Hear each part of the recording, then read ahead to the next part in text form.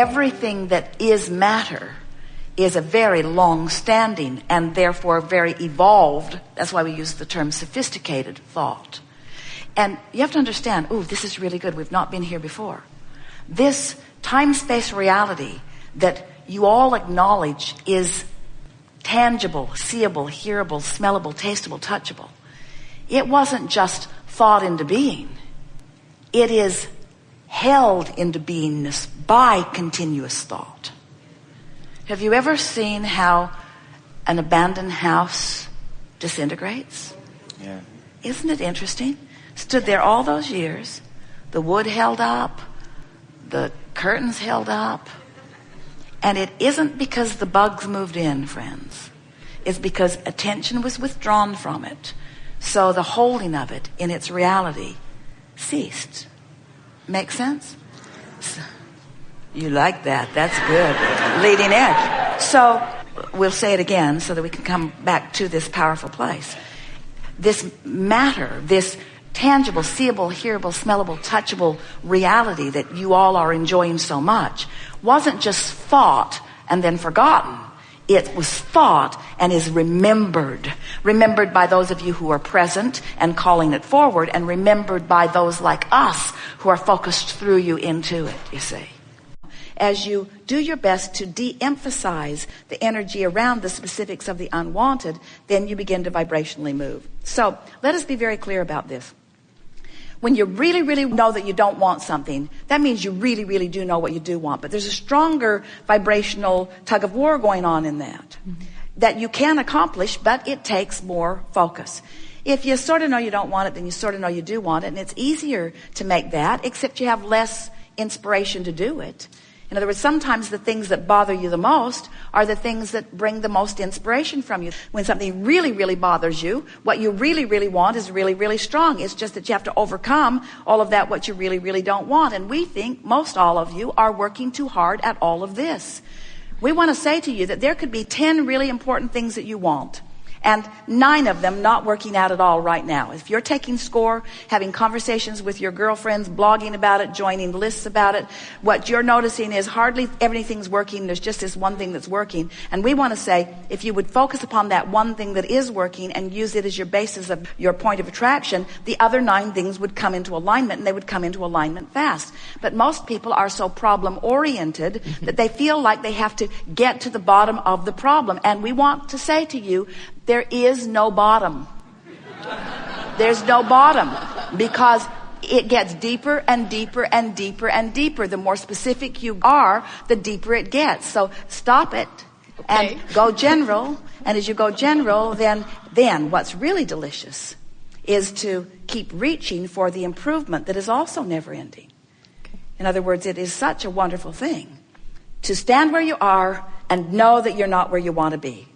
But know that you're in a good place mostly because you know that you know that you know that you're not where you want to be. In other words, my guidance system is showing me that I am offering a vibration that isn't serving me right now, and that's a really good thing to know.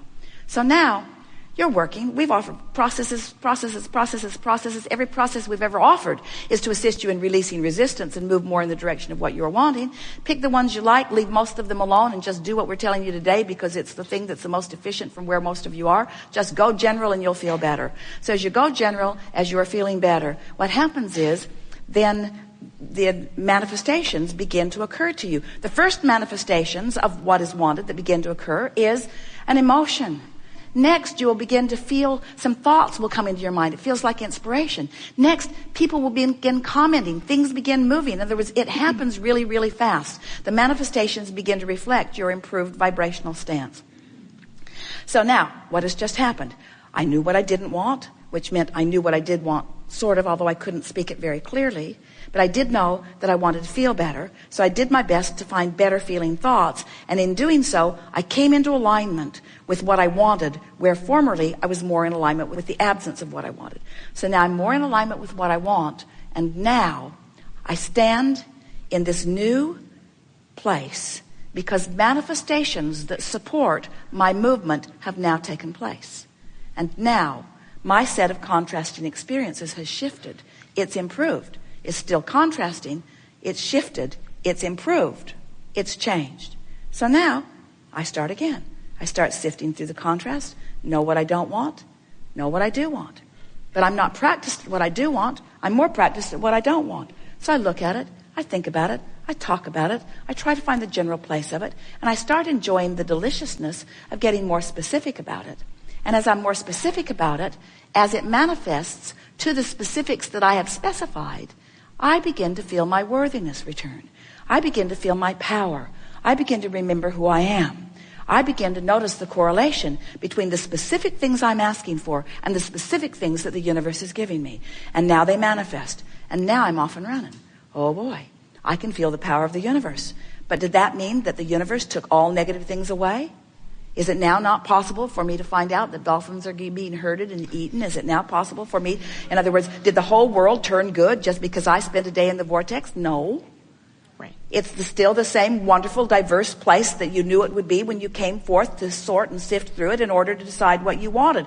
So there it still is in all of its diversity, but you are controlling the diversity more because you are more in the vortex. Now you don't have this much of the world to choose from. Now you have more like this much of the world to choose from. You've already honed it down. Now you're choosing from things I like and things I really like and things I really, really like rather than things I really, really like and things that I abhor. In other words, as you keep honing your energy and keep fine-tuning your energy, the universe is delivering to you more of what you want. Now you're getting more specific, and now it's delivering more specifically, and now you're getting more specific, and now the universe is delivering more specific.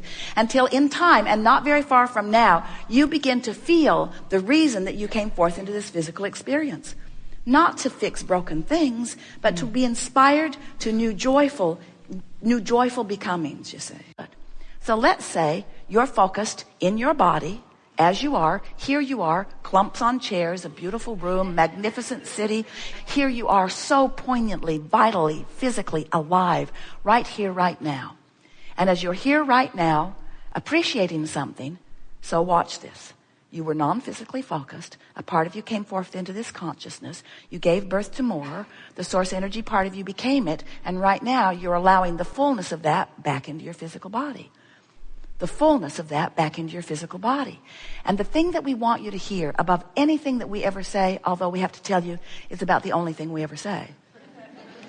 The thing that we want you to feel mostly is that this is why you be here in this physical body. You said, I'll go and figure out how to be more. And then I'll figure out how to line up with more so that all that I am can be pointedly with me in this leading edge moment, experiencing the more. You see? So if we were standing in your physical shoes, we would be milking our current reality for every delicious thing that we could focus upon. We would be making lists of positive aspects. We would be doing rampages of appreciation. We would be doing anything and everything that we could do to extract a keen awareness, a sharp, specific awareness in ourselves right here, right now, of the beauty of that which is. But if we find ourselves in a moment where the beauty isn't dominant, where the beauty isn't compelling, where the beauty isn't even seeable because of what we are focused upon, then we would not try to wring it from the manifestation. We would instead find our way into the vortex, the emotion of feeling, knowing that if you can do that, that the vortex will then give you immediately a more pleasing manifestation. And at first, the manifestation will be emotion. Next, it will be trains of thoughts will begin to come. Ideas, inspiration. Next, it will be others collaborating. Next, it will be heaven and earth moving to accommodate you in whatever you want. In other words, there's no limit to the details that manifestations will bring. So that leads us to what we talked about just before segment of refreshment that we were really wanting to talk about. Because every moment that you are conscious, you have this abiding awareness, you cannot get away from it, of your relationship between who you really are and all that you've become and how much you're letting in. In other words, in every moment, you're having a manifestational emotion, an emotion that is a manifestation in every moment. If you're bored, it's a manifestation and it's telling you about this relationship. If you're excited, it's a manifestation in this moment that's telling you about this relationship. If you're fearful, it's a manifestation that's telling you about this relationship. In other words, you can't stop having a feeling, can you? Isn't something that you say constantly how I feel? Well, I feel this or I feel that. Aren't you aware of how you feel? I feel tired. I feel happy. I feel bored. I feel hungry. Well, hungry, that's a little different. I feel these emotions. I feel all day long. I feel bored at work. I feel uninspired at work. I feel inspired. I feel happy. I feel happy in talking to you. I feel unhappy in talking to you. I feel frustrated in this conversation. I feel exhilarated in this conversation. I feel. You do. You're having those feeling manifestations all day, every day. All day, every moment that you are conscious, you're having this awareness of this relationship, this vibrational relationship. So when you get it that this manifestation is happening constantly and that you have much more leeway and latitude in how you feel than just observing what is, now you've got it. Now you're free. Our strongest desire is that you accept that which you call source energy or that which you call God is doing the creating that you've all been reveling in or revering right here through you in this time-space reality. That when you have that moment of delight in a new idea, that is you and Source together reveling in the eternal expansion of this universe. And it's worth celebrating right then and there. And that's what that elation that you feel is. That's that celebration that you and Source are having together, you see. And when you feel afraid, when you feel fearful, when you feel angry, when you have those negative emotions, it doesn't mean that Source is feeling those. It means that you're feeling something so bogus, so apart from the way the Source energy feels within you, that it has to equal the opposite compensation. In other words, who you really are feels so good when you pinch yourself off from it. Isn't it logical that you would feel really bad? So as you begin to understand that your emotions have always been your guidance system to let you know one thing and one thing only. How am I in my physical body right out here on the leading edge resonating with the source of all that I am? Is there full resonation or am I off the beam in some way? So we've been talking for quite a while about this emotional scale that goes from despair and depression all the way up into ecstasy with some of everything in between. And now we're presenting an emotional scale that is less detailed, and it goes like this: specifically negative, generally positive, specifically positive. Because we want to emphasize that if something's gone wrong and you're feeling specifically negative because there's lots of details that have filled in that are frightening you or angering you, that your dominant intention is just to get as general as you can about it, which means talk to people less about it, or if you're talking to them, talk in more general terms, rather than saying why you hate that person and the details of all the things that they've done wrong to you. Be more general by saying things like, I'm uncomfortable with that person and I don't want to talk about why. In other words, the more general you are, the less powerful the frequency is, the less attractive the frequency is. And the easier it is to move into a generally good feeling emotion. And once you find that generally good feeling emotion, then the details will fill in. You intended when you came into these physical bodies to explore variety. Yes, you did. And you never asked for a feathered nest. Not one of you said, I'll go forth, but please make sure everything's just the way I would like it to be, so all I have to do is just observe my environment. Because all of you knew that you wanted variety to help you to focus your improvements into place, because you are a creator, you see. You know how you don't like it when somebody else bosses you around all the time? You don't like it because you came to explore and to come to your conclusions, because you know you have the resources of all that is backing you up to flesh it out and fill it in for your surprise and delight and satisfaction, for the details of all that you are. You knew that that was what creation is about. You didn't come to fix things that are broken. You came to create things that are new. You came to explore and discover new combinations with new juxtapositions of new experiences. You intended to give birth to desires because you are an eternal creator, and eternity and evolution and continual evolution of desire is all the same thing. You can't be eternal and stand still. And so you were born into the most extraordinary, diverse environment where new desire would be, you knew it for sure, would be inspired within you. And when that inspiration occurs, it radiates vibrationally like rockets of desire. And as that radiated desire moves forward,